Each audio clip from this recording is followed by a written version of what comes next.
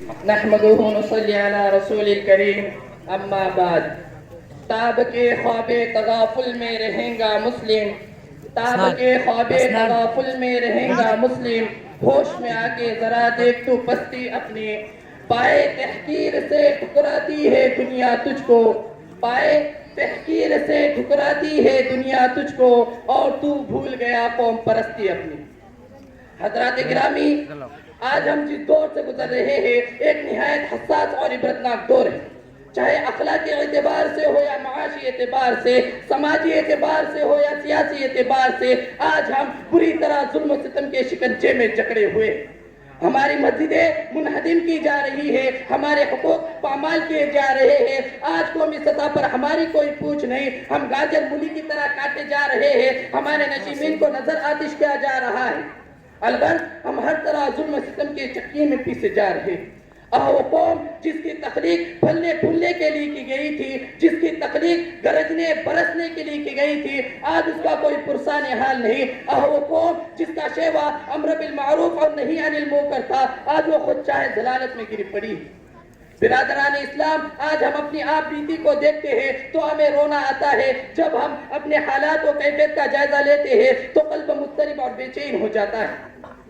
آخر کیوں وحشت و بربریت کا شکار ہے؟ ہمیں کیوں سہمے نظر آتے ہیں کہ اللہ کا وہ وعدہ لا تہینوا ولا تحزنوا وانتم العالون ان کنتم مؤمنین ہمارے ساتھ نہیں ہے؟ کیا اللہ نے ہمیں خیر الامت کے لقب سے ملقب نہیں کیا؟ کیا اللہ نے ہمیں اشرف المخلوقات نہیں بنایا؟ کیا قرآن و حدیث ہمارے ساتھ نہیں ہے؟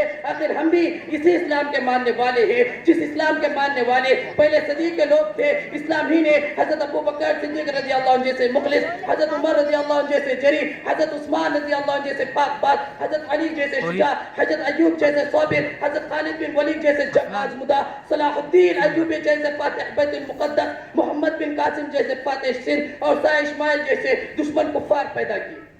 آخر ہم بھی اسی اسلام کے ماننے والے ہیں، لیکن ہماری دعائیں کیوں اثر نہیں کرتی؟ اس کی کیا وجہ ہے؟ مسلمانوں، ذرا عقل سلیم کا صحیح استعمال کرو اور سوچو کہ آخر ایسا کیوں ہے، تو یہ بات روز روشن کی طرح عیاں ہو جائیں گی. یہ تمام آفات و مصیبات، قہر و عذاب جو ہم پر نازل ہو رہے ہیں، یہ ہماری کرتوتوں کا نتیجہ ہے جس کی سرحد خود قرآن کرتا ہے.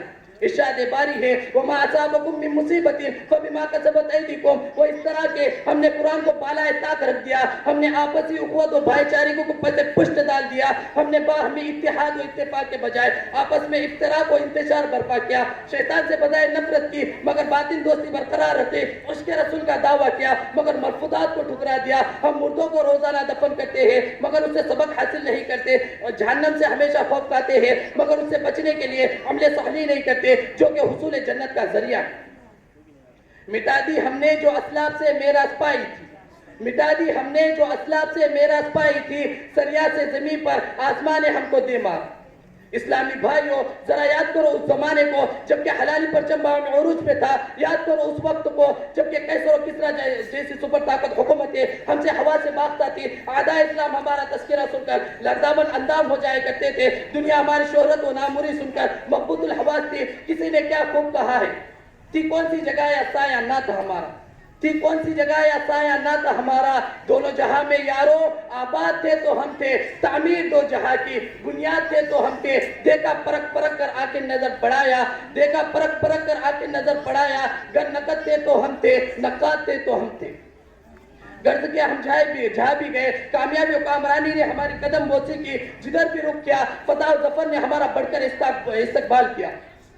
توحید و سنت کے متوانو، ذرا غور کرو ان صالحین میں وہ کون سی ایٹمی طاقت تھی جس سے ساری دنیا پر وہ قابض تھے؟ ان کے پاس وہ کون سا اسلحہ تھا جس سے کائنات عالم ان کے زیر نہیں تھا؟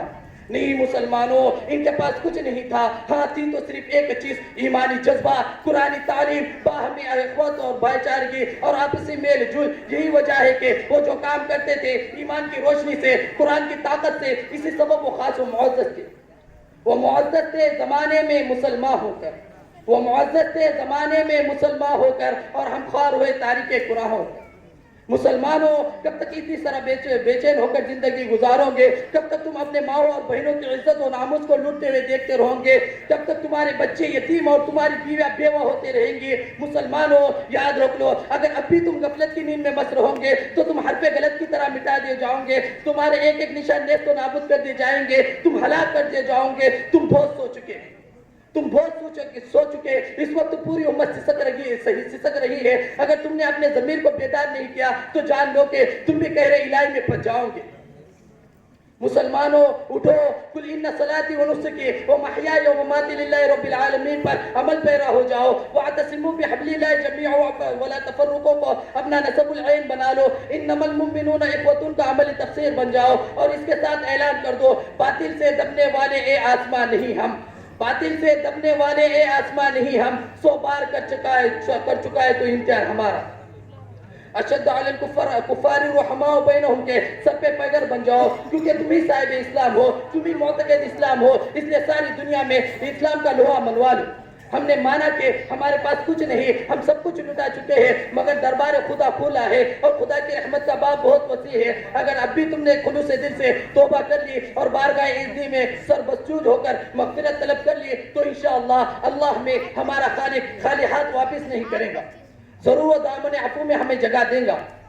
جیسا کہ شاعر مشرق نے کہا ہے، نہیں ہے نا امید اقبال اپنی کشتے ویرانے سے، نہیں ہے نا امید اقبال اپنی کشتے ویرانے سے، ذرا نم ہو تو یہ مٹی بڑی زرخیز ہے ساتھی۔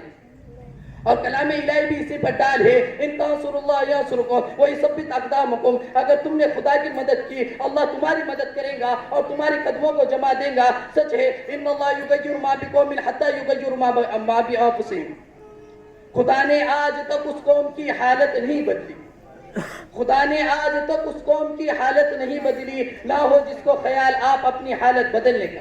اسی بات پر میں اپنی تقریر ختم کرنا چاہتا ہوں۔ وما علینا الا البلاغ۔